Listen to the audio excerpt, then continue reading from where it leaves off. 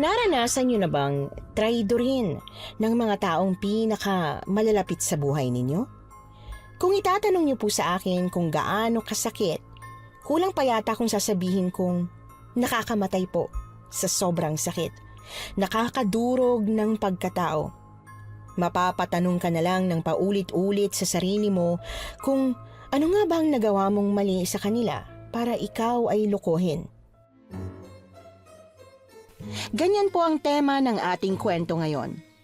Pero bago ang lahat, kung bago ka pa lang dito sa channel, please like, subscribe, and hit the notification bell para updated kayo sa bawat kwentong ilalabas.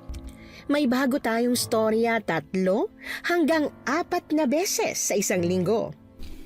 At ngayon, para sa tampok nating kwento.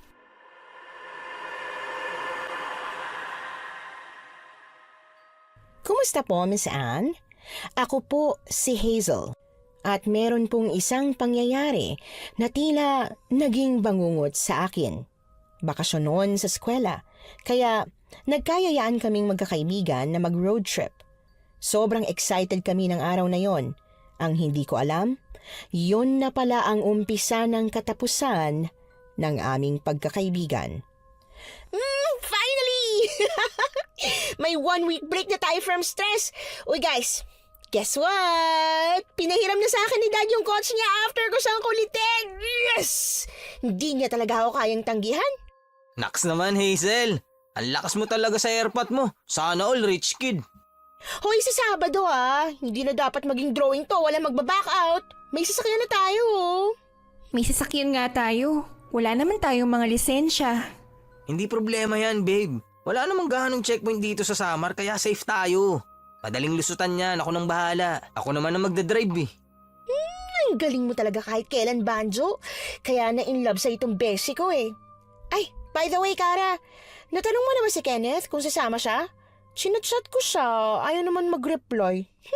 Pa-famous talagang isa na yun. Hindi pa nga eh. Pero di ba ang sabi niya baka hindi na siya makasama sa atin kasi may family reunion sila? OMG! Nakalimutan ko. Oo nga pala.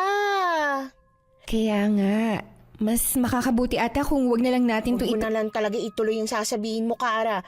Kasi sabi ko lang, diba? Hindi na dapat drawing to. Itutuloy natin tong road trip kahit tayong 3 lang, okay? Matapos magsalita ni Hazel ay hindi na lamang ako umimik pa. Sa oras kasi na magsabi siya, kailangan yon ang mangyari. Sa aming magbabarkada, siya ang maituturing na leader.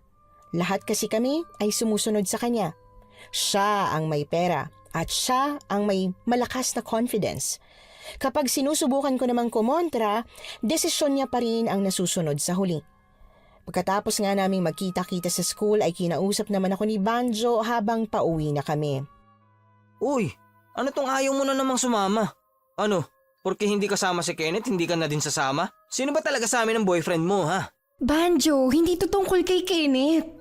Naisip ko lang na hindi ito ang tamang panahon para mag-celebrate tayo. Kakatapos pa lang ng thesis defense natin, hindi pa nga tayo graduate. Isa pa, kailangan pa nating paghandaan ng licensure exam. Mas maganda sana kung saka na lang natin to gawin kapag nakapag-board na tayong lahat. Ang boring mo naman. Nung niyayaya kita makiparty kay na Hazel dahil naitawid natin ang thesis natin, ayaw mo. Ngayon naman meron na tayong 1 linggong bakasyon para huminga, ayaw mo rin. Alam mo, Kara, wala akong balak mamatay para sa pag-aaral, ha? Patay agad, Banjo. Akala ko ba pangarap mong makapagtapos ng pag-aaral? Yung pag-aaral na yan, baka yan din ang tumapos sa akin. Tsaka pangarap yan ng mga magulang ko. Para ano? Para may maipagyabang sila sa mga kamag-anak naming matapobre. Ano bang mali ron? Ayaw mo bang may pagmamalaki ang mga magulang mo? Hindi ko kailangan ng sermon mo, Kara. Kung may pagpapahalaga ka sa relasyong to, sasama ka sa amin. Mas pipiliin mo kung makasama kaysa dyan sa mga libro mo. At lalong-lalo na kay Kenneth. Mukhang wala na nga akong magagawa. Kailangan kong sumama sa road trip. Ang totoo, hindi lang naman tungkol sa pag-aaral ang dahilan kung bakit ayoko sanang sumama. May pamahiin kasi si Mama na sinabi sa akin, iwasan daw bumiyahe ng taong ikakasal o gagraduate dahil takaw aksidente daw yon. Pero kahit naman sabihin ko yun sa kanila, alam kong hindi nila ako pakikinggan. Hanggang sa dumating na nga ang araw ng aming pag-alis. I'm really excited for this trip. Ay, sa wakas, malilibot na rin natin ang iba't ibang beautiful beaches all over Samar. Ako rin, sobrang excited. Makakapag-drive na rin ako ng mamahaling auto. Sawang-sawa na kasi ako sa mga kinukumpuni namin nitong sa talyer eh. But look at this, panalo! Woo! Ikaw talaga, Banjo. Yang mga kinukumpuni niyong sasakyan ni Tito, yun yung nagpapaaral sa'yo, no? Ito talagang babe ko. Napakaseryoso lagi sa buhay. Minsan lang ma-excite eh. Siya nga naman, Kara. Palibasa, puro ka na lang aral eh. Kaya hindi mo na gano'n nai-enjoy ang ganitong moment. Bawas-bawasan mo yung pagiging KJ mo, ah. Oo na, huwag niyo na akong pagtulungan. Yan! Alam niyo guys, dream ko talaga to eh. Bago man lang tayo gumraduate ng college, gusto kong maranasan na libutin yung buong Pilipinas, okay? Wow buong Pilipinas talaga Hazel. Eh dito pa lang sa Samar, pahirapan ang mangyari. At kailangan mo pang magsinungaling sa daddy mo. Ang buong akala niya, mag-aaral ka lang mag-drive sa loob ng village nyo. Yun pala, lilibutin mo ang buong Samar. Ano, Hazel? Nagsinungaling ka sa daddy mo? Oo, what's new? Lagi naman siyang busy eh.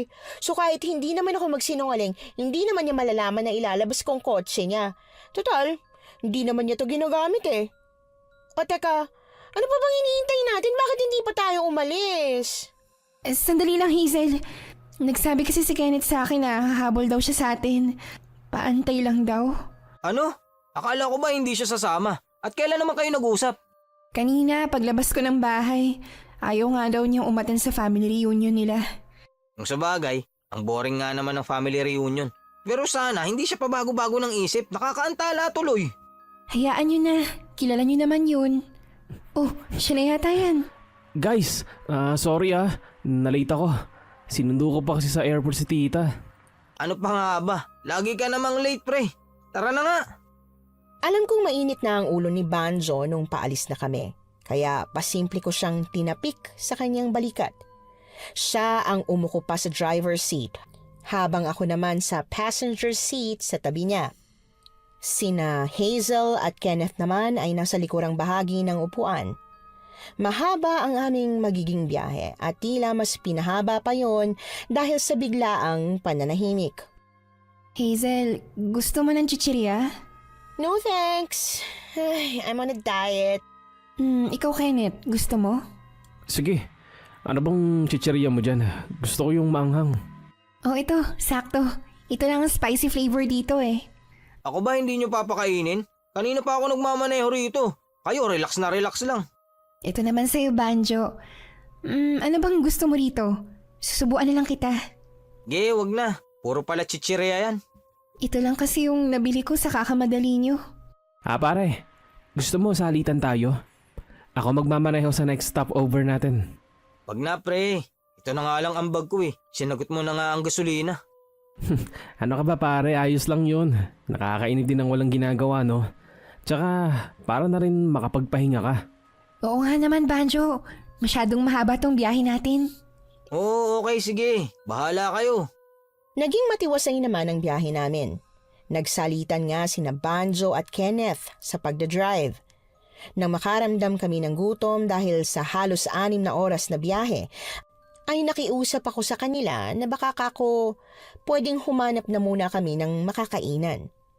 Sa paghahanap nga namin ay may nadaanan kaming bukas na kainan sa isang bayan. Isa itong simpleng karinderya na yari sa pawid at mga kawayan ang istruktura ng bahay. Guys, don't tell me dito tayo kakain. May 2 hours pa tayong biyahe patungong Borongan. Kung nasaan yung mga fast food. Nagugutom na ako eh. Kayo ba? Hindi? Kara, hindi porke laki ka sa hirap, kakain ka na lang kung saan-saan. I mean, don't get me wrong hindi tayo nakakasigurado sa kalinisan ng mga yan. Hindi rin naman tayo nakakasiguro sa kalinisan ng mga fast food resto, Hazel. Kung pumayag ka sana na magbaon tayo ng pagkain at kung hindi mo sana kami minamadali, di sana may kinakain tayo ngayon. Ako pa talagang sinisisi mo ngayon, Kara, ha? Pwede ba tama na? Para kayong mga ewan, putak kayo ng putak. Yung kakain, kumain. Yung ayaw, wag. Tapos. No, yung gustong kumain at may iiwan dito. Ako hahanap ako ng fast food. Dadaling ko yung sasakyan. Ano, Banjo at Kenneth? Sasamahan niyo ba si Kara na kumain sa nakakadiring karinderya na yan? Hazel, maging maalalahanin ka naman oh. Nagugutom na ata talaga si Kara. Hintayin na muna natin siyang maka-take out. Kakain ka sa loob ng sasakyan, Kara. The smell hahalo sa aircon. I mean, baka kasi kung ano pa mangyari sa'yo kapag kumain ka ng food nila, ikaw lang naman ang inaalala ko, no? Okay lang ako, Kenneth. Tama naman si Hazel. Titiisin ko na lang ang gutom ko. Kaya ko pa naman. That's it. Oh, tara na. Alis na tayo. I'm sure marami pa tayo mahahanap na resto. Kagaya nga ng sinabi ni Hazel, makalipas ang 2 oras ay nakakain na rin kami sa isang fast food restaurant. Matapos yon ay gumayak na rin kami patungo sa aming destinasyon. Mahigit kumulang 2 oras pa ulit ang binyahe namin pabalik sa ruta kung saan kami nag-stopover kanina. Pagkatapos ay dumaan kami sa isang masukal na lagusan. Papasok yon sa isang tagong dagat na may napakagandang rock formation.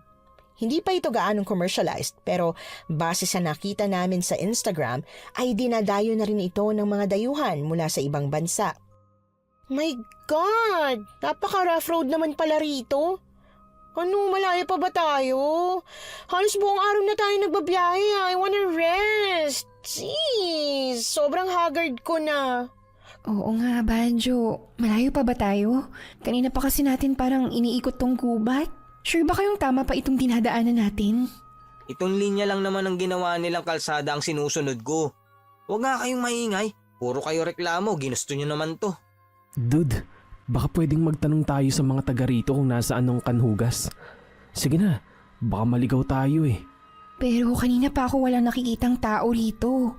Pakiramdam ko talaga naliligaw na tayo. Eh anong tawag nyo ron? Ale! Makikisuyo lang. San ho ba rito yung barangay Kanhugas? Ale! Saglit lang! Nakakainis. Bingi yata yun eh. Sagasaan kita dyan eh.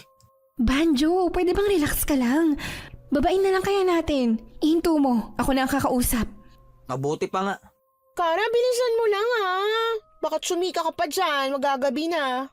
Oo na, Hazel. Sige. Ale, pwede po bang magtanong? Mga turista ho kami at hinahanap namin ng barangay Kanhugas. Nasaan po ba banda rito yung beach resort? Mukha yatang naligaw kayo. Sabi ko na nga, be. Ay, Ale, saan po ba rito yung daan palabas? Patungo ako sa barangay Kanhugas. Wow, talaga ho? Kung gusto niyo po, sumabay na po kayo sa amin para hindi na rin po kayo mapagod sa paglalakad. Maaari ba?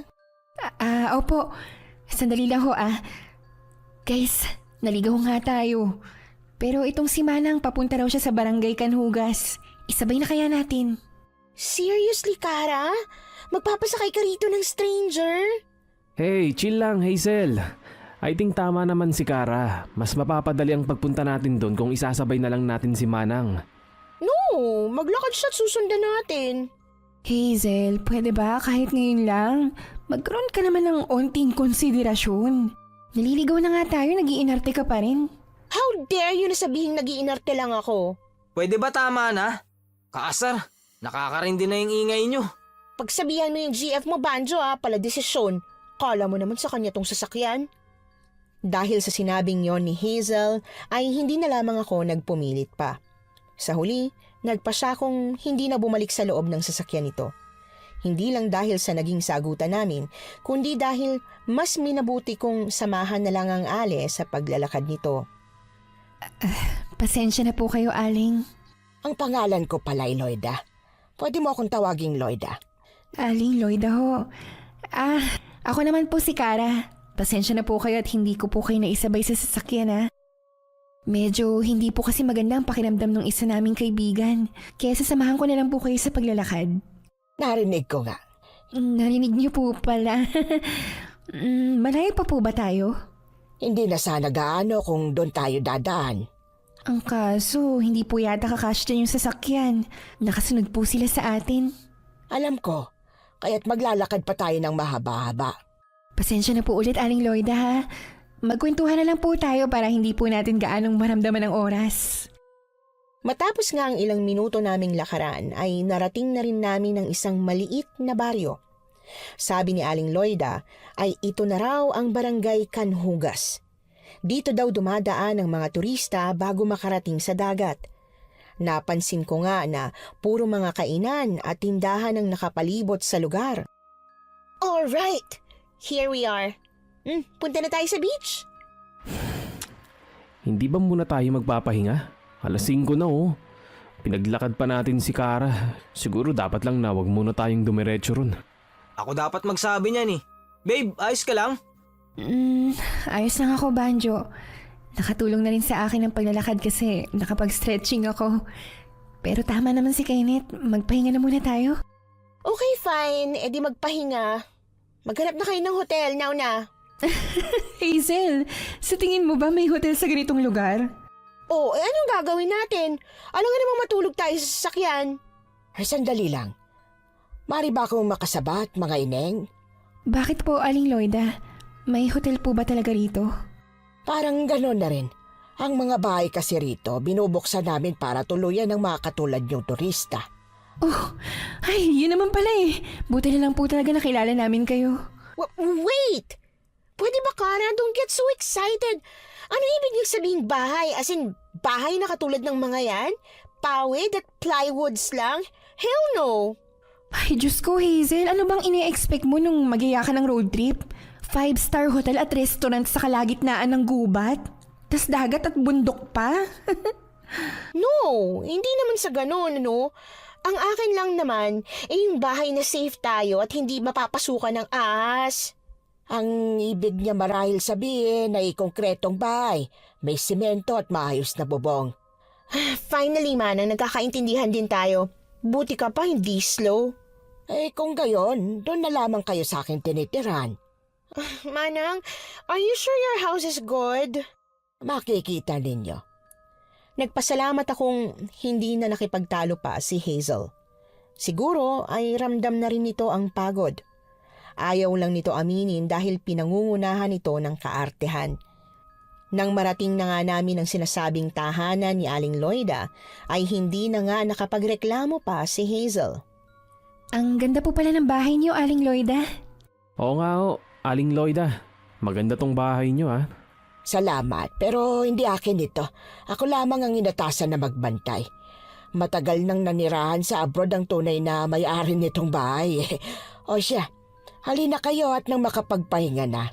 Hey Kenneth, pwede bang ikaw na lang magbuhat ng luggage ko? Medyo nahihilo ako. Oh, shucks. Sige Hazel, ako na bahala rito. Akin na yung maleta ko, Banjo. Hindi naman gaanong mabigat to. Ge, gusto mo yan eh. Una na ako. Gusto ko nang matulog. Kapagod. Hali kayo sa loob. Pwede nyo nang ukupahin ang mga nakikita ninyong kwarto. Lahat naman yan ay bakante, kaya pumili na lamang kayo. Sige ho. Marami pong salamat, Aling Loida. Sige, magpahinga na kayo. Ipaghahanda ko na lang kayo ng makakain. Ay nako, Aling Loida. Hindi niyo na po kailangan gawin yan. Pwede naman tayong bumili sa mga kainan sa labas, diba, Hazel? Nag-take out tayo sa fast food. Yun na lang kainin natin. Ay, oo nga no. Yun na lang. Pare-pareho na nga kaming namili ng uukupahing kwarto. May pagka-old-fashioned na ang estilo ng buong bahay. Yari pa yun sa kahoy, kaya pakiramdam ko tuloy ay nasa panahon ako ng mga Kastila.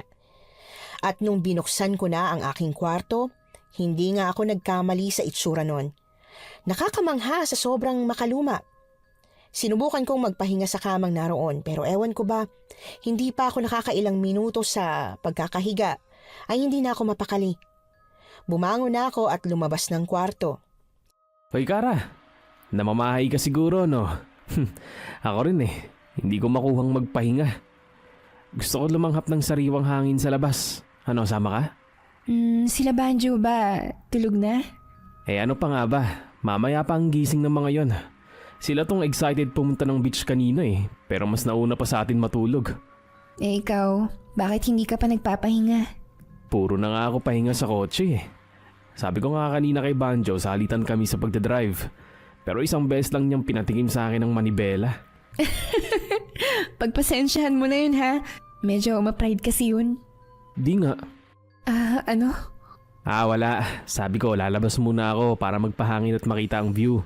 Ano, gusto mo bang sumama? Hindi na, Kenneth. Gusto ko munang ikutin tong bahay. Tsaka kung may ginagawa si Aling Loida, baka makatulong ako. Yun ba talaga ang dahilan? O ayaw mo lang na magising si Banjo na wala ka't malaman niyang magkasama tayo? Kenneth! Biro lang. Sige na, matulog ka na. Sleep well. Hindi ko na lamang pinansin pa ang hirit na yun ni Kenneth.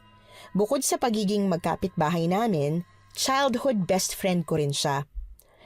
Kaya nga hindi nalingid sa akin na noon pa man ay hindi na siya pabor kay Banjo bilang first boyfriend ko.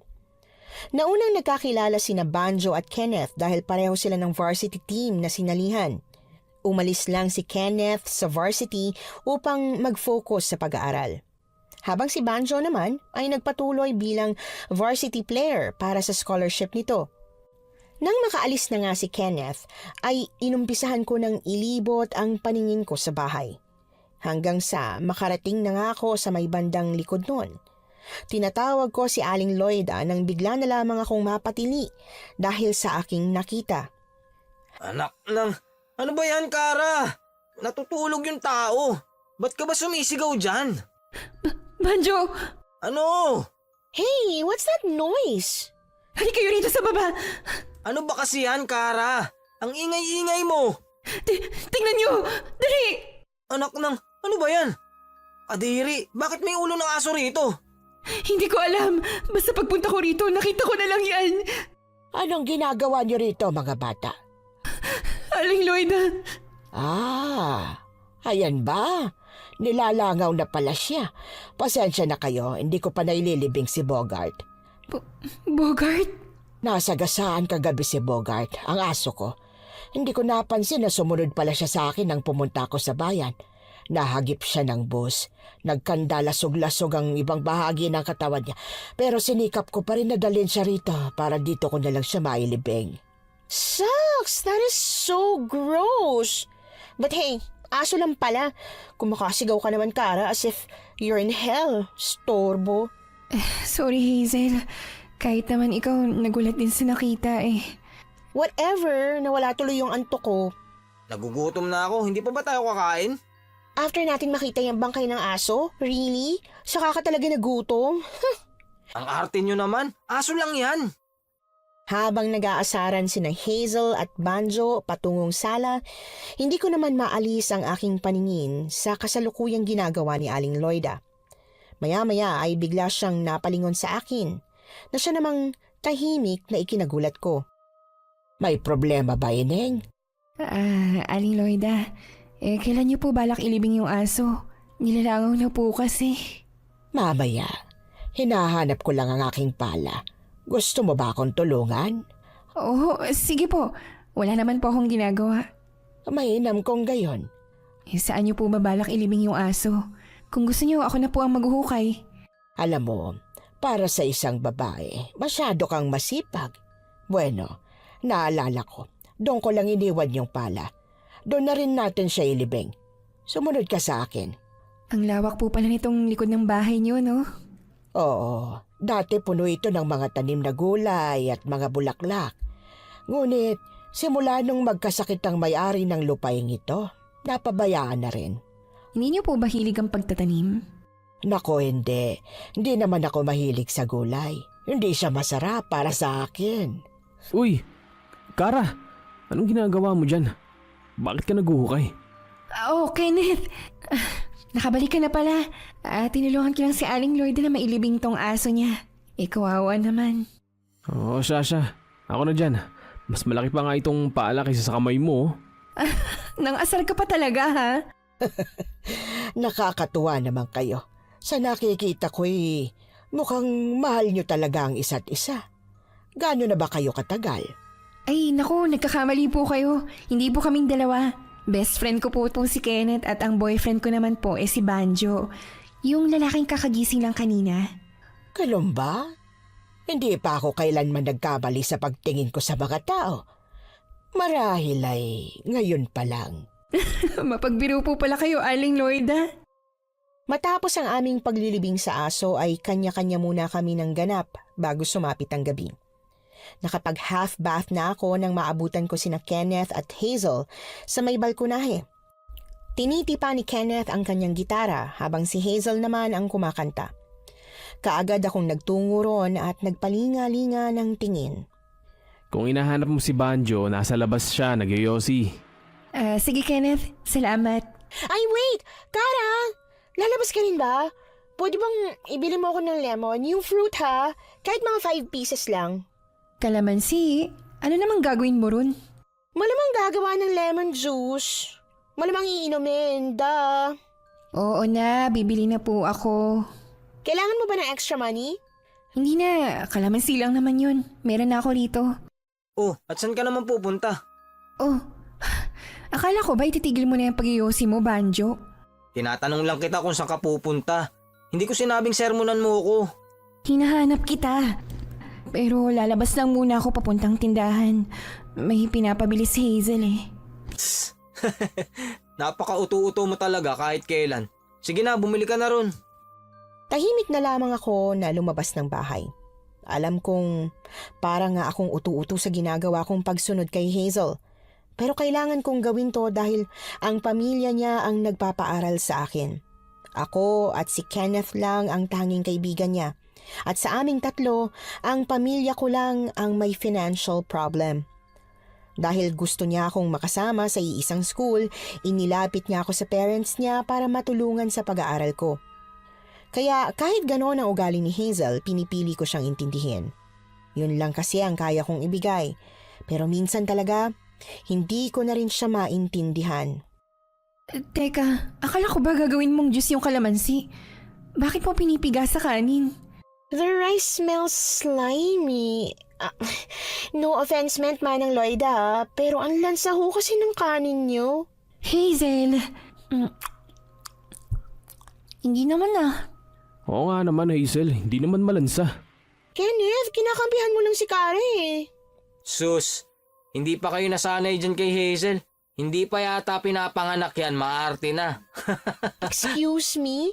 Para namang nandun ka nung pinanganak ako, no? Kung hindi ka naman pinatulan nitong beshi ko, Banjo, hindi mo naman ako makikilala, duh. Kung makapagsalita to, kala mo talaga. Shut up, okay? Hoy, tama na nga yan. Mahiya nga kayo kay Aling Loida. Nakakatuwa kayong magkakaibigan. Tila ba walang kahit anumang makabubuwag sa inyong samahan? Nako, akala nyo lang po yun, Aling Loida. Bakit, Kenneth? Sa tingin mo ba may makakasira ng pagkakaibigan natin? Wala naman Banjo, ano ka ba? Binibiro ko lang si Aling Loida, no? Tsaka natural lang naman sa magkakaibigan ang hindi pagkakaunawaan, di ba? Kasi magkakaiba tayo ng personalities, di po ba? Oo, hindi tayo pare-pareho. At yun ang kagandahan ng pagsasama. Siya nga pala, masarap itong manok na dala ninyo, ha? Opo, Aling Loida. Kaya yan lang ang tinake out namin tapos hindi man lang niya ginagalaw. Alam mo, Kara, kanina mo pa pinapakailaman ng pagkain ko. Sa ayoko nga muna kumain yan. Bakit yan ang pinush mong i-take out natin? Hindi mo naman pala kakainin. Fine. Akin na nga yan na magtigil ka na.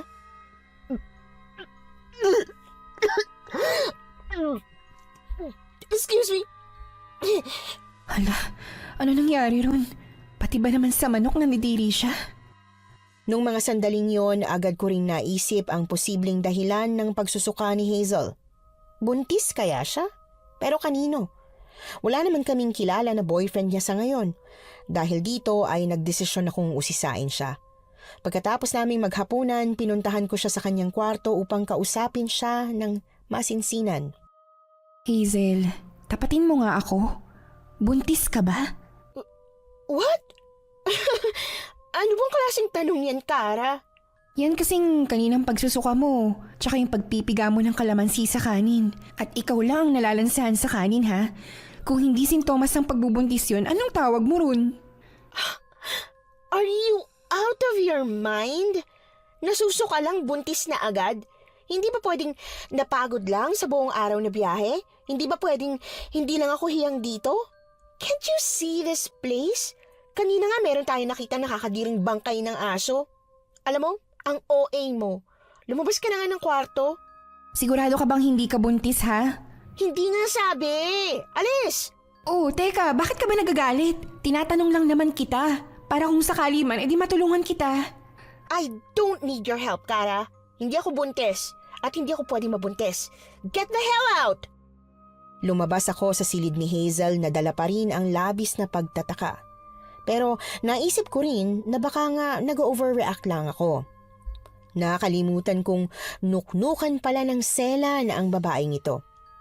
Kinabukasan pagising ay hindi na nga kami nakapaghintay pa na silipin ng dagat. Hindi namin pinag-usapan pero maaga kaming bumangon para mag-jogging papunta ron. Ay, napakaganda ng bukhang liwayway. Pati yung dagat napakalinis. Kumikinang na para bang may mga lumalangoy na diamonds. Tama nga sinabi nyo, babe. Maganda nga rito. Mukhang maganda rin ang gising mo, Banjo ah.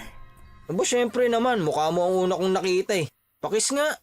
Ew! Ang aga-aga naglalandian kayo.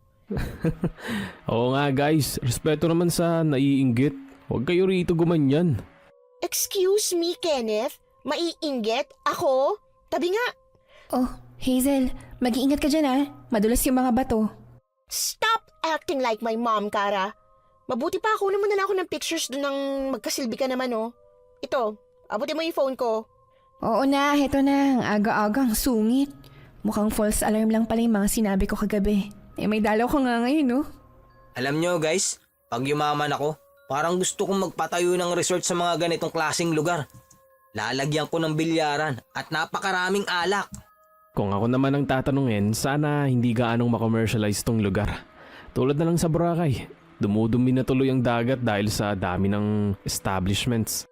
Alam mo pre, yung opinion mo panira ng vibe. Hindi naman kita tinatanong eh. Pasensya na Banjo ah. Maganda naman yung pangarap mo at sana nga matupad mo. Psst, epal. Ha? May sinasabi ka ba bro? Ah, wala. Sabi ko parating na sila Hazel. Hoy, anong pinagtatalunan nyo dyan? Hindi pa ba tayo babalik sa bahay ni Aling Loida? Yeah, I'm like starving na. Gusto ko na mag-breakfast. O tara na, gutom na rin ako. Pagbalik namin sa bahay ni Aling Loida ay agad kong inihanda ang agahan. Hindi na namin naabutan ng munting gina ang pagising namin kanina. Walang kahit na anong lamang pagkain ng kusina nito. Kaya bago ako makabalik sa bahay ay nagpaiwan muna ako upang bumili ng lulutuing itlog.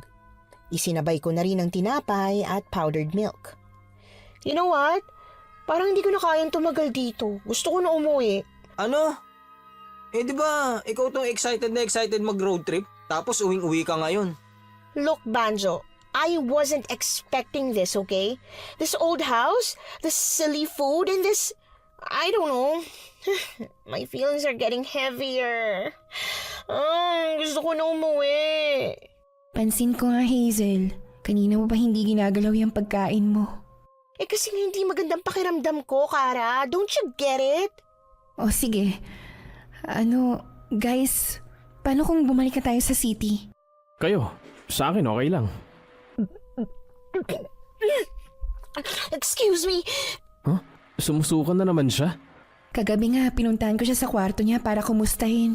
Baka kasi kako kung Banjo, Kenneth, ano kaya kung dalhin muna natin siya ngayon sa ospital sa bayan? Sige, ako na magmamanayo. Ako na pre, trabaho ko yan. Saglit na dinaluhan ko muna sa kusina si Hazel nang hindi pa rin siya nakakabalik sa hapag.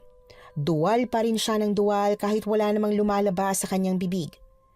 Tinutup-tup ko na lamang siya sa likod upang pagaanin kahit papaano ang pakiramdam niya. Dadalhin ka na namin sa pinakamalapit na ospital, Hazel. Ang sakit ng tiyan ko. Kara, do something please. Oo, teka. Hahanap muna ako ng ointment. Pupuntahan ko lang si Aling Loida, baka meron siya. Bilisan mo, Kara. Aling Loida? Aling Loida? Oh, bakit Kara? Hinahanap ko kasi si Aling Loida eh. Naghahanap ako ng ointment para sa sakit ng tiyan ni Hazel. Eh ba't hindi na lang natin siya dalhin sa ospital ngayon? Tapos na rin naman kaming kumain ni Banjo. Pinag-isipan kong sandali ang suhestyon ni Kenneth. Pero mahigit 2 oras pa ang aabutin bago kami makarating sa pinakamalapit na ospital. Kaya sinabi ko kay Kenneth na lapatan na lang muna namin ng first aid ang sakit sa tiyan ni Hazel. Oh sige, Pero lumabas si Aling Lloyda eh. Hindi ko alam kung saan pupunta. Kenneth, wala na tayong choice. Halika na. Mabuti pa ikaw na lang pumunta sa loob. May iwan ako rito sa labas ng pinto para magbantay. Baka kasi biglang dumating si Aling Lloyda. Pumasok na nga ako sa kwarto ng ginang. Kaagad akong naghanap ng ointment na pamahid sa tiyan. Binuksan ko ang nag-iisang aparador doon. Bagamat halatang luma na ito, hindi ko pa rin inaasahan na magiging malakas ang tunog noon sa pagpihit ko. Doon, lumantad sa akin ang hile-hilerang mga garapon. Ang iba ay kalahati na lang ang laman, habang ang iba naman ay puno pa. Hoy Kara, matagal ka pa ba? Baka dumating na si Aling Lloyda eh. Baka mahuli tayo. Sandali lang, Kenneth. Hindi ko alam kung saan dito eh.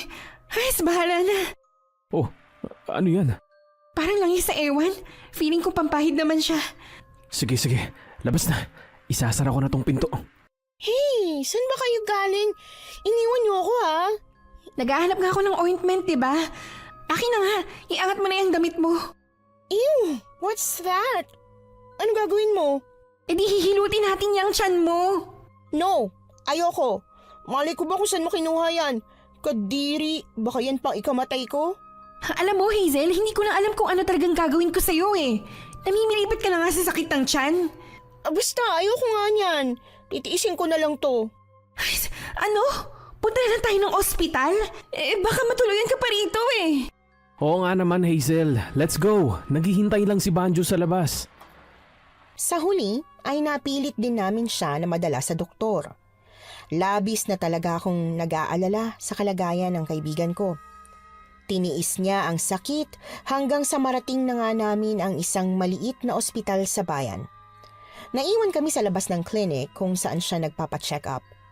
Matapos nga siyang matingnan ng doktor, agad kong napansin na tila tulala na siya paglabas niya ng silid. Oh, bakit Hazel? Kamusta? Anong sabi ng doktor? Nothing. Over-fatigue lang daw. Kailangan ko lang daw magpahinga. Let's get out of here. Oh, sige Banjo, pakihanda na lang ang sasakyan. Oh, Kenneth, saan ka galing? Wala. Sumaglit lang ako sa market para sa kakainin natin. Nilagay ko na dun sa compartment.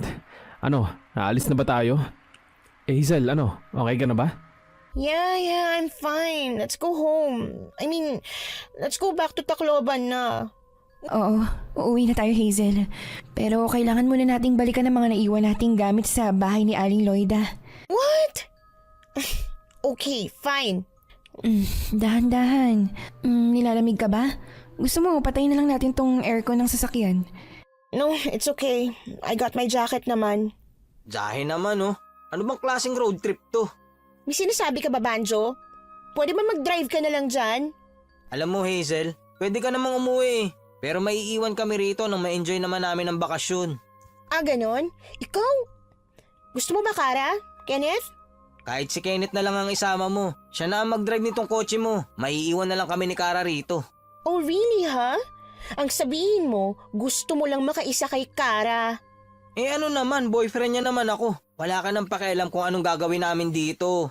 Hoy, Banjo! Tumigil ka nga dyan! Ay, huwag mo na lang pansinin yung mga sinabi niya. Nandito na tayo. Now, get out of my car, Kara. Hazel? Look, I can't bring my luggage. Nahihilo ako. Kaya pwede ba? Pakitulungan ako mag-impake nung gamit ko doon. Tapos, dalhin mo na lang dito. Pwede ba yon, ha? Sige, ako na ang bahala. Dito ka na lang. Great. Thank you. Kenneth, pwede bang pakisamahan na lang si Kara na dalhin yung mga gamit namin? No prob. Noong mga sandaling yon, wala akong kaalam-alam na may nangyayari na pala sa pagitan naming magkakaibigan. Pareho kaming naging abala ni Kenneth sa pag-iimpake ng kanya-kanya naming mga gamit. Pagkatapos ay sinunod naman naming iligpit ang mga gamit ni Hazel sa silid nito. Kalalabas lang namin ng silid nang makasalubong namin si Aling Lloyda sa sala. Dala nyo na ang mga gamit ninyo. Uuwi na ba kayo? Oho, Aling Lloyda. Masama na po talaga kasi ang lagay ng kaibigan namin. Kailangan na po namin siyang iuwi sa Tacloban. Siya nga po pala. Ito po yung bayad namin sa pagstay namin dito. Maraming salamat po sa pagtanggap sa amin sa bahay ninyo. Hindi niyo ako kailangang bayaran. Ay naku, Aling Loida, sa inyo na po talaga ito. Tanggapin niyo na ho. Hindi ko kailangan ng pera niya. Sige na, makakalabas na kayo. Oo nga po, Aling Loida, wag po kayong mag-alala. Mayaman yan si Hazel, sa kanya po galing yung pera eh. Ibang klase talaga tong si Aling Loida. Ayaw tumanggap ng bayad. Akala ko pinapirahan niya itong bahay sa mga turista. Well, nasabi niya nga na dati siyang caretaker lang sa bahay na to. Baka yun ang dahilan kaya ayaw niya tong pagkakitaan. Siguro nga. Teka Kara, bakit wala sila rito? Sa pagkakasabi niyo ni Kenneth, sakto rin na nakita ko ang figura ni na Hazel at Banjo na tila ba nagtatalo sa likod ng isang malaking puno. Medyo malayo ang distansya namin sa kanila, kaya hindi nila kami napapansin. Wala sa loob na tahimik at dahan-dahan akong nagtungo doon. Hindi pa man ako tuluyang nakakalapit ay dinig ko na ang malinaw na pag-uusap nila.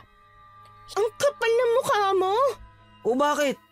Paano ka nakakasiguro na akin nga yan? Huwag mo akong binablackmail. How dare you! Alam mo first time ko yon and I did it with you, you jerk! Hoy, ikaw yung kusang lumapit sa akin ha. Binigay mo yung sarili mo sa akin nang hindi ko inihingi. Huwag ka nga umastang inosente. Now, what the hell do you want me to do with this? Ewan ko. Bahala ka dyan. Kara, Anong ibig sabihin nito? Kara, magpapaliwanag ako. Wag mo ako hawakan na. Hazel, ano to? Ano yung mga narinig ko? May nangyari ba sa inyo? You heard it clearly, right? Yes, I'm pregnant. At siya ang ama ng pinagbubuntis ko. Hazel, manahimik ka nga. Kara, hindi totoo yan. Pinagtitripan niya lang tayo. Sabing wag mo ako hawakan! Hey, tama bang narinig ko? What the? May nangyari sa inyo? Pwede ba pre? Huwag ka muna mangialam. Hindi naman kita papakialaman eh kung hindi mo lang sinasaktan ang kaibigan ko. Hazel! Totoo ba yung mga sinabi mo? Hazel! Sabihin mo sa akin, nagbibiro ka lang, di ba? No, Kara, it wasn't a joke. Ang hirap sa'yo para kang tanga eh. Nasa harap mo na, ayaw mo pang paniwalaan. Bakit? Hindi mo ba ine-expect na magagawa kang lokohin ni Banjo? Well, wala sana akong balak aminin. Kaya lang, ang galing nitong BF mo. Balak niya akong talikuran just to protect his relationship with you. Hazel! Kara, huwag mong paniwalaan yung mga sinasabi niya. Gusto niya lang tayong sirain. Oh, come on, Banjo. Can't you be a man enough? May nangyari sa atin. Yes, Kara, you heard it. Naalala mo? That night, yung party sa bahay namin. Pagkatapos ng defense ng thesis natin, hindi ka nakapunta, di ba? Kasi wala kang ibang inatupag kundi ko usapin ang libro. But that night, Kara. Tama na! Tama na! Ayoko na marinig! Hindi ko alam kung saan ka humuhugot ng lakas sa loob para sabihin sa akin yung kababuyan ninyo! All this time, tiniis ko yung ugali mo dahil kaibigan kita, Hazel! Mga hayop kayo! Hindi na ako nakapagtimpi. Hindi ko na malaman ang gagawin. Magkahalong sakit at galit ang nararamdaman ko noong mga sandaling yon. Parang sa isang iglap, dinurog ako. Pinagsakluban ng langit at lupa. Agad akong tumakbo palayo sa kanila. Sa dagat kung saan ang dapat destinasyon namin, ang dahilan kung bakit kami naparito, doon ako nagsisisigaw. Wala akong pakialam kung may nakakakita man sa akin. Kara! Dapat hindi ka na sumunod dito, Kenneth. Hayaan mo muna ako, please. No, ituring mo lang akong hangin. Umiyak ka lang hanggat gusto mo. Magwala ka, go ahead. Pero hindi kita iiwan. Hindi kita hahayaan na mag-isa rito. Nag-aalala ka ba na baka tumalon ako sa dagat? Hindi naman sa ganon. Siguro pinagtatawanan mo na ako ngayon. Tulad ng ginagawa ng dalawa. Tangang-tanga kayo sa akin, di ba? Ayaw mo kay Banjo para sa akin pero ilang beses mo na akong sinabihan, hindi man lang ako nakinig. Hindi ako natatawa sa nangyayari sa'yo. Galit na galit ako kay Banjo sa totoo lang at sa ginawa nila sa'yo. Pero hindi ka tanga, Kara. Mga hayop lang talaga sila. Ano nangyari dyan sa mukha mo? Nakipagbugbugan ka ba sa kanya? Bala kanyang sundan dito. Kaya kailangan ko siyang lumpuhin bago siya makalapit ulit sa'yo. Hindi na ako nakapagsalita pa. Sobrang bigat ng nararamdaman ko. Hindi na ako makahagilap pa ng sasabihin. Maya-maya ay bigla na lamang bumuhos ang malakas na ulan, kaya hinila niya ako at napilitang bumalik sa bahay ni Aling Loida. Ang buong akala namin ay nakaalis na roon ang dalawa. Ang kakapal naman talaga ng mukha niyong manatili pa rito. Kara, mag-usap naman tayo. Umalis na kayo! Ipag-drive mo na yung walang yung babae na yan pabalik sa kanila. I always knew you hated me, Kara. Pero hindi ako nandito para antayin ka. Sira yung engine ng sasakyan and we don't know why. Banjo, siguro sinadya mo to, no? Sinadya mong sirain ang sasakyan ng daddy ko para hindi ka makaalis sa tabi ni Kara. Hoy, baliw ka ba? Kahit hindi sira yung sasakyan, hindi ako sasama sa'yo. Ah, ganun? Pababayaan mo na lang kami ng baby mo? I never thought you'd be this coward. Puro na lang kayo, Kara, Kara, Kara! Sabihin mo nga sa akin, Hazel. Ganyan ba kalala ang puot mo sa akin? Ni wala nga man lang ako makitang pagsisisi sa'yo. At mas masahol pa na pinagmamalaki mo pa sa harap ko yung kababuyan ninyo. Eh ano ngayon? What's new? Eh di ba nga, you enjoy playing innocent? Always playing the victim. Bait-baitan pero nasa loob naman talaga ang kulo. Kaya lahat ng simpatsya at pagmamahal, sa'yo na lang napupunta lagi eh. At least ako, harap-harapan kung pinapakita kung sino talaga ako. Kasalanan ko bang naibigay ko kay Banjo ang isang bagay na hindi mo kayang ibigay? So go on, Kara. Continue playing saint here. Ano? Sige, sampalin mo ulit ako ng mapahamak na tong bata. Hazel, tama na. Kayo na nga tong nanloko, kayo pa tong maangas. Banjo, simula ngayon, hindi ka na pwedeng lumapit pa kay Kara. Eh di lumabas din ang totoo. Matagal mo nang hinihintay to, tama? Ang magkasira kami. Matagal ka nang pumapabel kay Kara, kaso kaibigan lang ang turing niya sa'yo. Hoy Kenneth, huwag kang nangingialam. Ako ang mahal niya, ako ang boyfriend niya. Tumigil na nga kayo! Hindi kita boyfriend, Banjo. Nandidiri ako sa'yo. Kaya, lumayo ka sa akin. Kung gusto mo manatili rito, pues ako ang aalis. Marahas akong tumalikod paalis. Palabas na ako ng bahay nang makasalubong ko si Aling Loida sa may pinto. Takang-taka siya sa mga nangyayari sa amin pero wala akong sinabi na kahit ano. Napahinto ako sa paghakbang nang bigla niya akong hawakan sa braso.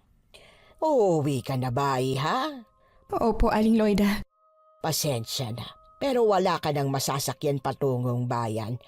Napakalakas ng ulan sa labas. Kaya walang turistang dumating ngayong araw. Walang namasada ng tricycle. Hindi ko na po kayang tumagal dito. Alam kong meron kayong hindi pagkakaunawaan. Ngunit delikado kung mananatili ka sa labas. Baka magkasakit ka. Kara, tama si Aling Loida. Dito ko na lang sa loob. Ako nang bahalang maghanap ng masasakyan natin. For now, magpahupa na muna tayo sa ulan. Tulad nga ng sinabi ni Kenneth, tiniis ko na lamang ang manatili sa bahay ni Aling Loida.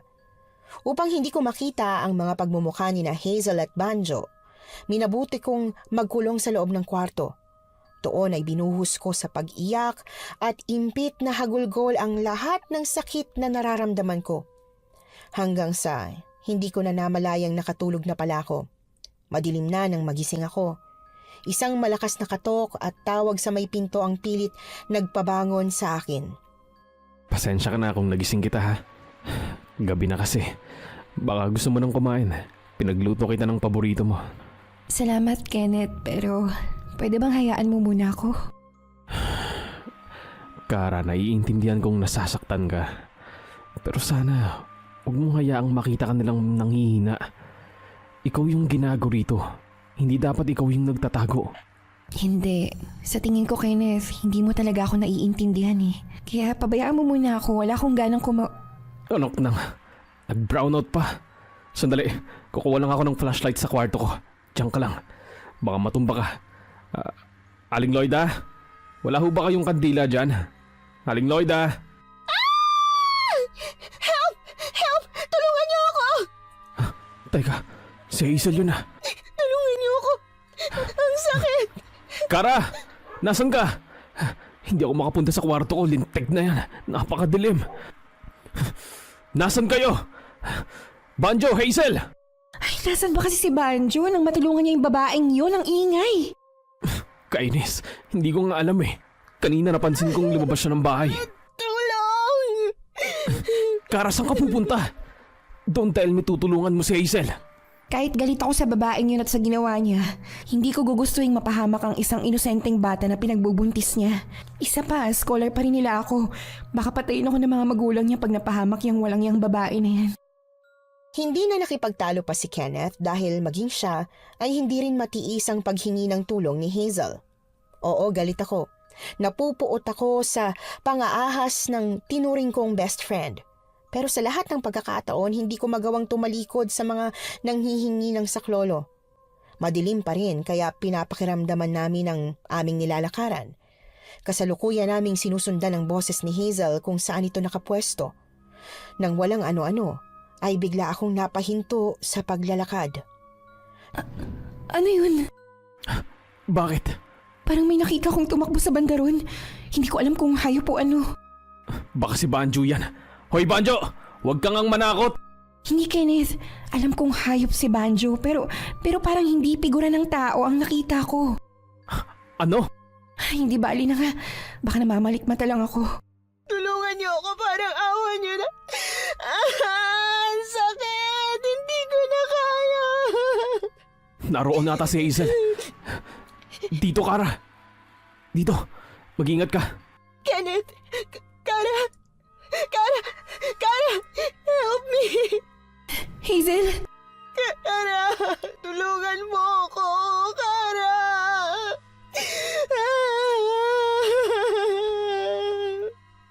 Noong mga oras na yon, hindi ko maintindihan kung bakit hindi ko natiis si Hazel. Ang babaeng tumraydor sa akin. Ang harap-harapan na akong sinasaksak. Sakto naman na dadaluhan ko na sana siya nang biglang bumalik ang kuryente. Kaya ganoon na lang ang pagkatigalgal namin pareho ni Kenneth. Ilang saglit akong natigilan. Nakahiga sa sahig si Hazel at naliligo sa sarili niyang dugo. Ano nangyayari sa'yo, Hazel? Tulungan niyo ako.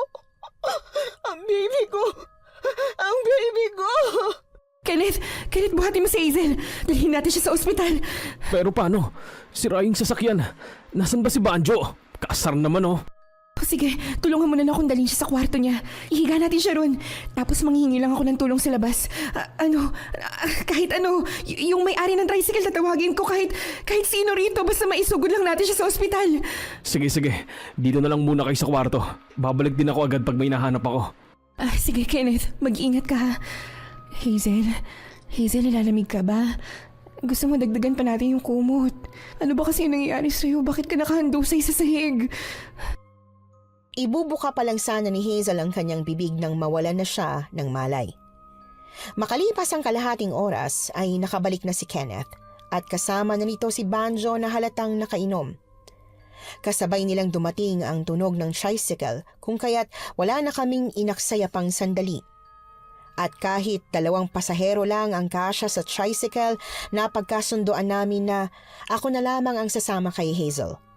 Nagpaiwan sina Banjo at Kenneth upang pagtulungan daw nilang ayusin ang sasakyan ngayong gabi. Hazel, huminahon ka. No, Kara! Anong sinasabi ng doktor? Wala na raw ang baby sa loob ng tiyan ko. Impossible! I'm almost 9 weeks pregnant. Imposibleng walang bata sa tiyan ko dahil nakita ko siya sa ultrasound. Hindi ko rin alam pero narinig mo naman yung sinabi ng doktor, di ba? Na ilabas mo na yung bata. Hindi naman niya sinabi hindi ka nagbuntis.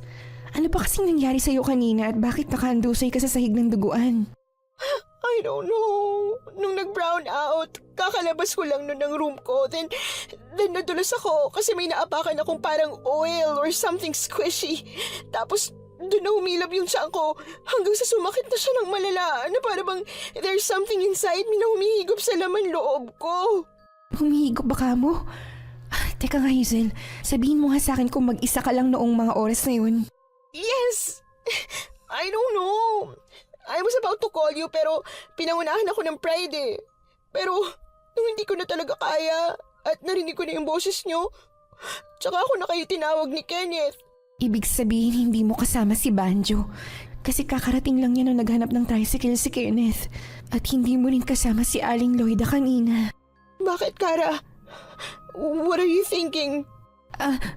Wala. Kara, ang baby ko! Naging hysterical si Hazel. Tinurukan lang siya ng pampakalma ng doktor. Habang natutulog siya ay naging laman ng isipan ko ang misteryosong pagkawala ng fetus sa kanyang tiyan. At ang nakita kong figura ng kung anong hayop kanina sa kalagitnaan ng brownout. Hindi nagtagal, nagdesisyon din si Hazel na magpalipat sa Tacloban sakay ng rescue car ng ospital. At ako naman ay agad na bumalik sa bahay ni Aling Loida. Kara, Lumayo ka nga sa akin, Banjo. Ipinunta na sa Tacloban si Hazel. Dalhin mo na yung sasakyan sa kanila. Magkukommute na lang kami ni Kenneth. Kara, sa tingin namin hindi pa maaayos tong sasakyan. Ano? Pero bakit? Teka nga, nag-aaway na naman ba kayo ni Kenneth? Ayaw pa kasing sumunod ni Banjo na dalhin na lang to sa talyer. Walang equipment dito. tanga ka pala eh. Paano mo dadalhin sa talyer to? Wala namang pwedeng humilang sasakyan dito. Kara, hindi ko alam kung maniniwala ka. Pero tingin ko, sinadyang sirain ang makina nito. Ganun ba, Banjo? Pues wala na akong pakialam kung hindi mo maaayos yung sasakyan. Uuwi na ako. Hindi ko alam pero pakiramdam ko kahit anong sabihin ni Banjo ay isa na lamang kalokohan para sa akin. Pumasok na ako sa loob ng bahay upang kunin ang mga gamit ko. Sandali akong napatigil nang makita ko ang sahig kung saan namin dinampot si Hazel. Malinis na yon. Ngunit sinubukan ko pa rin ipahid doon ang dulo ng aking mga daliri upang pakiramdaman. Naalala ko kasi na meron daw naapakan si Hazel na parang madulas na likido. Nakauwi ka na pala, Ineng. Aling Loida? Ay, kayo po pala yan. Kumusta? Bakit tila hindi mo yata kasama yung isang kaibigan ninyo? Umuwi na po kasi siya sa Tacloban.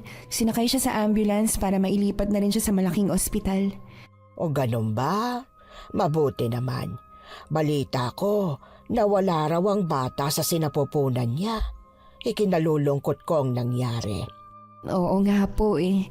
Kaya nga po mas minabuti kong mailipat na po siya sa mas malaking hospital malapit sa kanila. Doon po mababantayan siya ng mga magulang niya. Bueno, saan naman kayo ngayon pupunta? Kayo na lamang ang natitira rito. Ako po, uuwi na rin po ako. Bumalik lang po kasi ako para kunin yung mga gamit ko. O siya, mag-iingat ka ha. Sige ho. Pagkatapos kong makuha ang mga gamit ko sa kwarto, bigla akong nakaramdam ng hindi ko mawaring kaba sa aking dibdib. Paglabas ko ng pinto ay muli kong sinulyapan ang sahig. Hanggang sa makalabas na ako ng bahay. Gulong-gulo pa rin ang isip ko. Nilapitan ko sina Kenneth na abala pa rin sa pagkukumpuni ng sasakyan. Teka, sandali nga, Banjo. Sabihin mo nga sa akin kung nasaan ka kagabi. Nung nag-brown out. Nung nag-brown out, nasa labas. Lumabas ako para uminom. Gusto ko sanang malasing kaso hindi tumalab sa akin yung ilang bote. Saka lang ako umuwi nung umilaw. Bakit? Wala ka rito. Si Aling Loida hindi nga rin siya nagpakita kagabi. Teka, ang sabi niya sa akin, nabalitaan niya raw na nawawala ang baby sa tiyan ni Hazel. Hindi ko naman yung sinabi sa inyo, diba? Ano ka mo? Nawala na yung baby ni Hazel? Oo, Kenneth. Wala akong balak na sabihin yun sa inyo. Kasi gusto kong panindigan ni Banjo ang responsibilidad niya kay Hazel.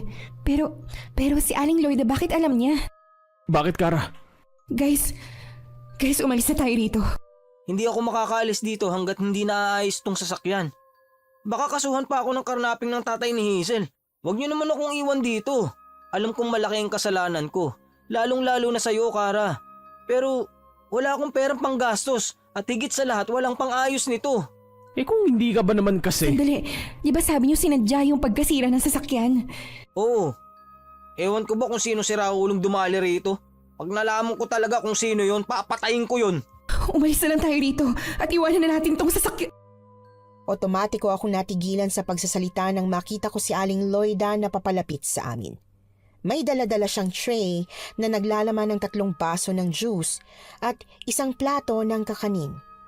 Nakangiti siya at nakatingin sa akin na parabang alam na niya ang mga gusto kong sabihin. Oh, mga bata, magmerienda na muna kayo. Masyadong mainit ang panahon ngayon, hindi ba? Oo nga ho, Aling Loida, maraming salamat po rito. Ikaw, Kara, masarap itong kakanin. Biruin mo nga naman, magkatunog pang pangalan mo sa kakanin na ito. Ang tawag kasi namin dito salukara. Masarap po tong salukaran nyo, Aling Loida. Mabuti naman at nagustuhan niyo, Kenneth. Tama ba? Yun ang pangalan mo, hindi ba? Oh, kuha pa kayo. Ubusin niyo yan. Oh, Kara, ayaw mo bang magmerienda muna bago umalis? Para naman may laman yang tiyan mo. O di kaya'y magbaon ka na lang. Marami pa akong ginawa ron sa kusina. Sandali, ikukuha kita ng may makain ka habang nasa biyahe, ha? Huwag na ho, Aling Loida. Hindi po ako gutom at hindi rin po ako mahilig kumain sa biyahe. Anong sinasabi mo, Kara? Di ba ikaw nga ang laging umuubos ng chichirya natin pag nasa biyahe? Tumahimik ka nga dyan, Banjo. Ano po kasi, diet po talaga ako ngayon. Ah, ganun ba? Sige, hindi na kita pipiliting magbaon. Pero itong mga kaibigan mo mukhang may babaunin sa pag-uwi. Naging makahulugan sa akin ang mga huling salitang binitiwan ni Aling Loida bago siya umalis. Idagdag pa rito ay kung paano siya ngumiti habang nakatitig sa aking mga mata. At napaatras na lamang ako nang masilip ko mula roon ang aking refleksyon. Nakabaliktad. Alam ko ang senyales na yon. Hindi lingid sa kaalaman ko ang matagal ng usap-usapan tungkol sa mga urban legend ng summer. Agad akong napalingon sa mga kaibigan ko. Kara, okay ka lang ba? Napapansin ko kanina ka pa tensa. Ano, may problema ba? Iluhan niyo yan. Ano? Iluhan niyo nga sabi. Ano ba kasing problema? Kenneth, Banjo, wag na kayong kumain ng kahit anong manggagaling kay Aling Loida. Kailangan na rin nating umalis dito ngayon din. Saka ko na lang ipapaliwanag. Halina kayo. Pero hindi nga natin pwedeng iwan tong sasakyan. Ipakuha na lang natin yan sa car shop. Hindi, maaayos din naman namin to ni Banjo. Ayoko rin naman tong sasakyan iwan dito, no? Dahil kasama ako sa dapat maging responsable. Konti na lang naman matatapos na rin kami. Makakaya niyo ba yung ayusin ngayong araw? Ngayong araw? Oo, Kenneth. Kailangang umandar na yan bago sumapit ang gabi. Ayoko nang maabutan pa ng dilim dito. Hindi ako sigurado kung maniniwala sila pag sinabi kong aswang si Aling Loida. Wala akong nagawa kundi hintayin silang tapusin ang pagkukumpuni ng sasakyan. Kahit galit ako kay Banjo, may punto ang sinabi ni Kenneth. Magkakasama kaming pumunta rito at gumamit ng sasakyan. Kaya dapat lang na hindi kami tumakas sa responsibilidad. Guys, hindi pa ba ayos yan? 3:00 na ng hapon, no? Sandali na lang to. Kenneth, start mo nga yung makina. Wala pa rin, Banjo. Ano ba naman yan? Asar! Ay guys, makibilisan naman, oh. Hindi tayo pwedeng gabihin dito. Bahala na nga. O Kara, saan ka pupunta? May pupuntahan lang ako. Basta gawin niyo lang ang lahat, maayos lang yan ngayon. Hindi. Alam kong may problema. Sabihin mo sa akin, bakit ka nagmamadaling umuwi? Si Aling Loida. Ano si Aling Loida? Kenneth, isa siyang aswang. What? Nagpa-prank ka ba? Hindi. Alam kong mahirap paniwalaan at wala akong pruweba. Pero nagsabi ako sa iyo ng totoo. Naalala mo ba yung sinabi ko sa iyo noong gabing yun? May naaninag akong parang figura ng hayop. Nanggagaling yun sa pwesto kung saan natin natagpuan si Hazel. Wala naman si Aling Loida ng sandaling yun. At kaninang umaga, kinamusta niya sa akin si Hazel. Alam niyang nawala na ang baby sa tiyan nito. Kahit wala pa man akong nababanggit tungkol doon. Kaya Kenneth, kailangan na nating makaalis dito. At kung hindi, gumawa na tayo ng paraan para hindi tayo masaktan. Sa tingin ko, alam na niyang kilala ko na siya. Hindi ako makapaniwala. Aswang? Seryoso ka ba? Hindi ako nagsisinungaling, Kenneth. Hindi ako nag-iimbento. Alam kong hindi ka nagsisinungaling, Kara. It's just that ano pong plano mo? Sa totoo lang, hindi ko pa din talaga alam. Natatakot ako. Pero kailangan nating protektahan ang sarili natin habang hindi pa naayos ang sasakyan. Hanggang hindi pa tayo nakakaalis dito. Sige. May naisip na ako. Banjo, sandali lang. Sasamahan ko lang si Kara. Hoy, anak lang, saan kayo pupunta?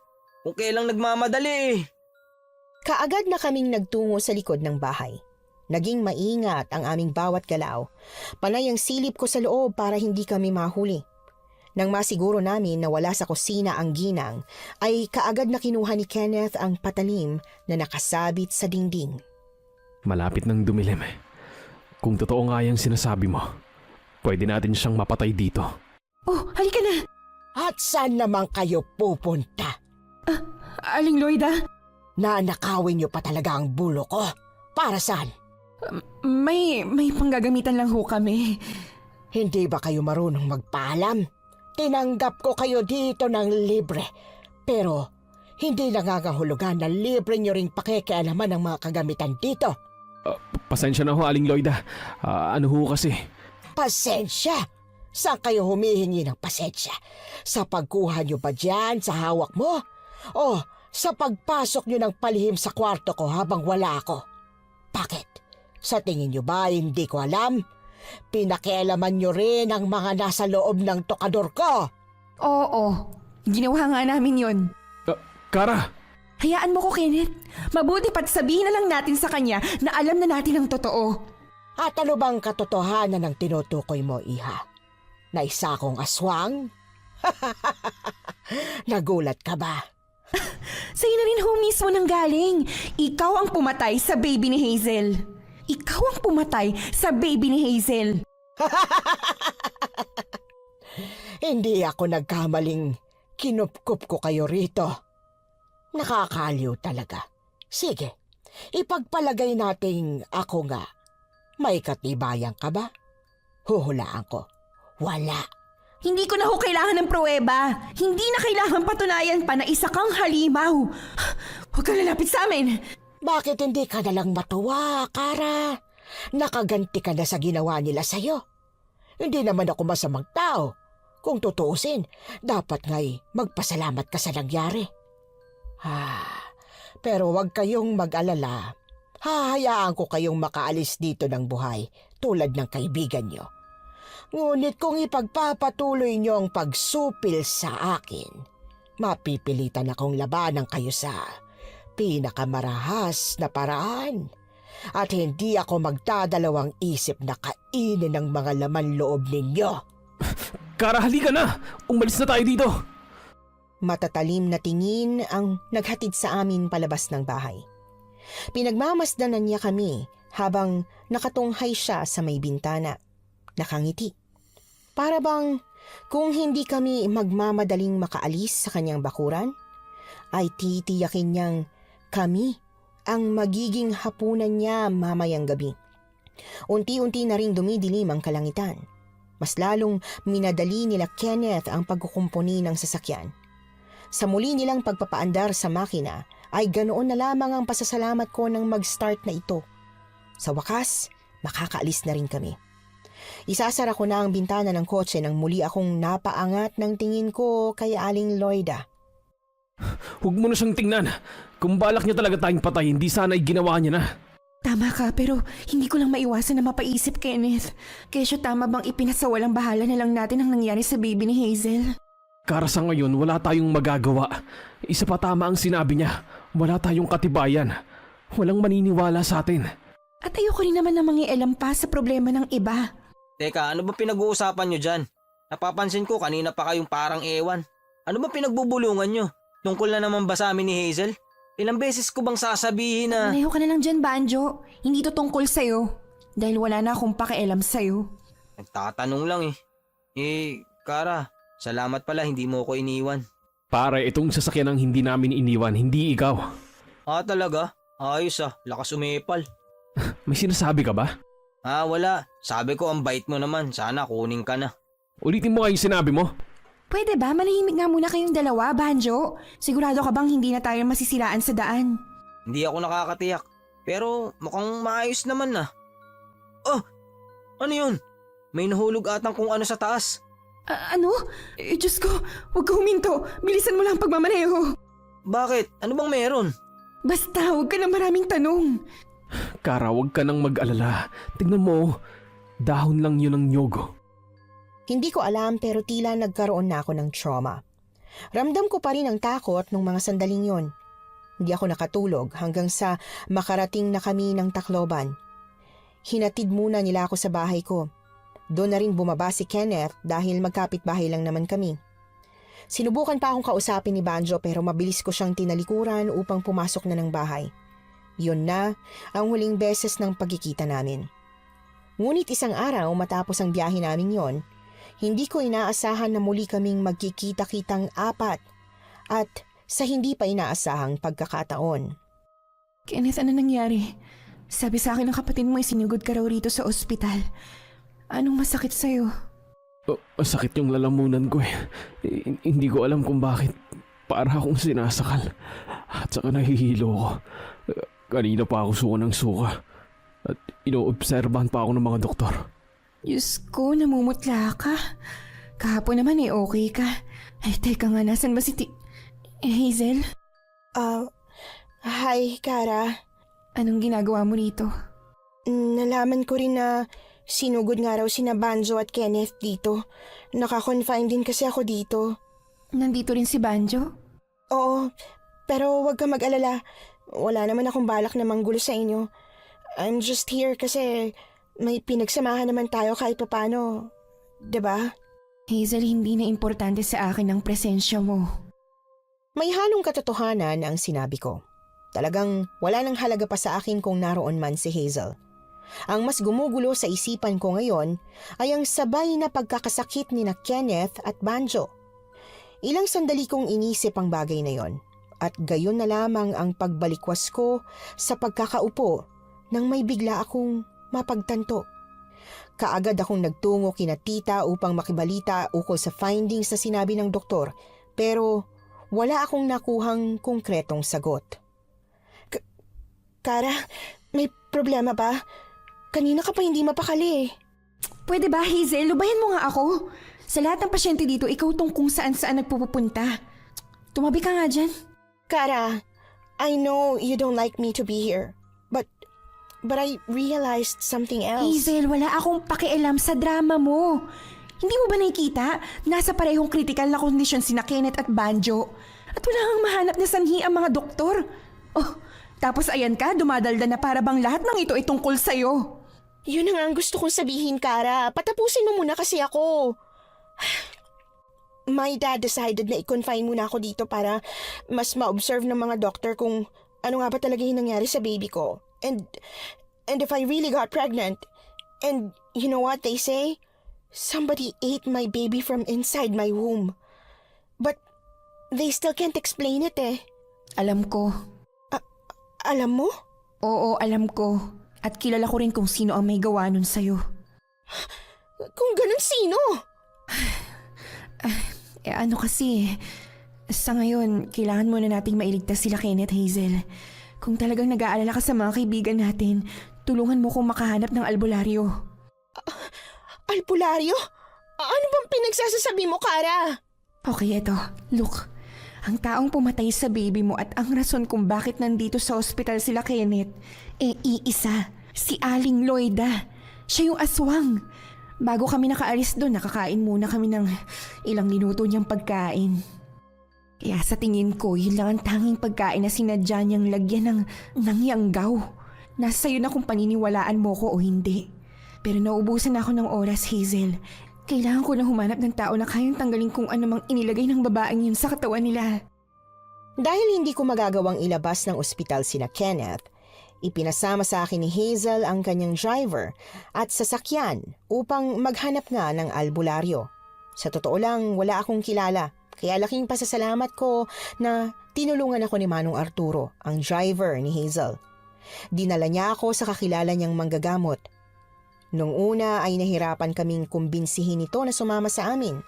May katandaan na rin kasi ito, kaya hindi rin sumang-ayon ang pamilya nito. Ngunit matapos akong magmakaawa para sa buhay ng mga kaibigan ko, sa huli ay napapayag din namin na ang mga ito. Kamusta na yung pakiramdam mo, Kenneth? Buti at nagising ka na. Maayos-ayos na. Ano bang nangyari? Nagkakagulo yung mga doktor at nurses sa labas ng kwarto kanina. Ha? Talaga? Pero bakit? Kasi pansamantala kong isinarado tong kwarto mo habang nagwawala ka. Buti na lang naabutan ka namin habang hindi ka pa natuturukan ng gamot ng doktor. Tuluyan na palang natanggal ng albularyo yung yanggaw sa katawan mo. Matapos mong maisuka yung napakaitim na bagay na yun, doon ka na nawalan ng malay. Yanggaw? I never thought na totoo pala yun. Tulad ni Kenneth, gumaling na rin si Banjo. Halos magkasabay pa kaming apat na magtungo sa parking lot ng ospital. Lahat pauwi na. Lahat pagod. Kaya tanging tinginan na lamang ang namagitan sa amin na dating magkakaibigan. Hindi na ako kinulit pa ni Hazel mula noon. Maging si Banjo na blinak ko na sa lahat ng social media accounts ko, hindi na rin ako ginambala pa. Hindi na ako nakarinig ng kahit na ano mula sa kanila. Kaya tanging panahon na lamang ang makapagsasabi ng lahat. Hey, congrats! Teacher ka na. Uy, hindi pa no? Uy ka. Kailangan ko munang maipasa tong licensure exam. Naku, sigurado yan. Ikaw pa ba? Basic lang yun sa'yo. Ang taas talaga ng kumpiyansa mo sa akin ano? Napipressure tuloy ako. Ngayon ka pa pinanghinaan ng loob ah. Nagawa mo na ngang mailigtas ang buhay ko. Tapos sa board exam lang panghihinaan ka.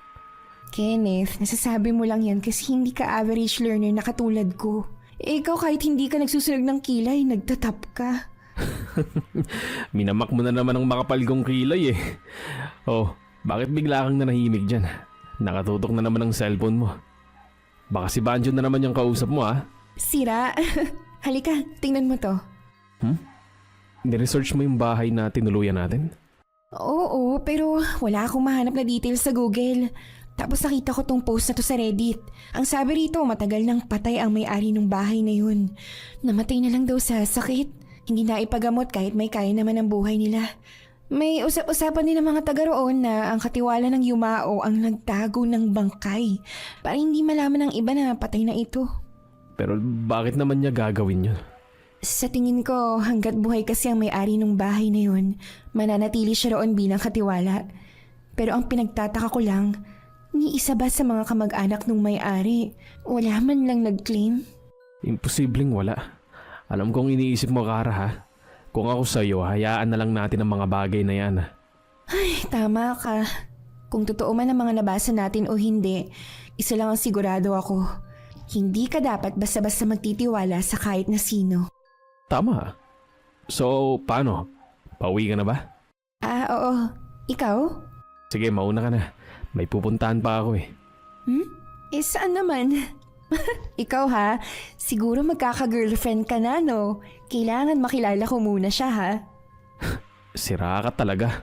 Paano ako magkaka-girlfriend eh? Sa'yo pa nga lang ubus na oras ko. Yan ka na nga. Sa paglipas ng panahon, unti-unti na ring naghilom ang sugat sa aking puso. At nagpapasalamat ako na nandyan pa rin si Kenneth bilang totoong kaibigan ko. Alam kong nangaasar lang siya nung sinabi niyang nauubos ko ang oras niya. Kahit magkapit bahay lang kami, yun na ang huling beses na nagkita o nagkausap kami. Naging busy na rin kasi kami pareho. Kaya isang gabi, nagulat na lamang ako nang biglang mag-ring ang cellphone ko at pangalan niya ang nakalagay sa caller. Kenneth, napatawag ka? Totoo bang nagpunta dyan si Banjo sa inyo? Huh? At bakit mo naman naitanong yan? Sagutin mo na lang ang tanong ko. Hindi. Bakit naman siya pupunta rito matagal na kaming break? Wala na akong balita sa kanya. Ba't sabi ni... Sabi ni Nino Aber, ni Roneth. Pinagtitripan ka lang ng kapatid mo. Ayos. Yun lang ba talaga ang itinawag mo? Kumusta naman ang pagre-review? Okay lang naman. Paano? Gabi na, matulog ka na. Patay mo na yung ilaw sa kwarto mo tapos isara mo na yung bintana mo. Baka pasukin ka pa ni Aling Loida dyan. Ayos ha? Tumawag ka lang para makichismis tapos may gana ka pang manakot. Alam mo kung anong mas nakakatakot? Yung magkagusto ko na naman sa iba. Hintayin mong maging engineer ako, liligawan kita. Tulog na. Aba, hoy Kenneth. Hello? Hello? Aba, ang galing, pinatayan ako ng phone. Matagal akong nakatayo sa may bintana ng kwarto ko na nakaharap sa bahay nila. Hindi man niya hinahawi ang kurtina sa kanyang kwarto, alam kong nakatingin din siya sa akin. Napapangiti na lamang ako habang isinasara ko ang bintana. Nagustuhan niyo po ba ang ating kwento ngayong araw? Kung oo ang sagot at hindi mo pa nagagawa, aba, subscribe na. Click the notification bell ha, para updated ka sa tuwing maglalabas kami ng bagong kwento. Click like at mag-iwan na rin ng comment. Masayang-masaya ako tuwing nagbabasa ng messages mula sa inyo. At kung may sarili kayong karanasan na gusto nyong ibahagi sa amin, email lang sa missanhorrorstories@gmail.com.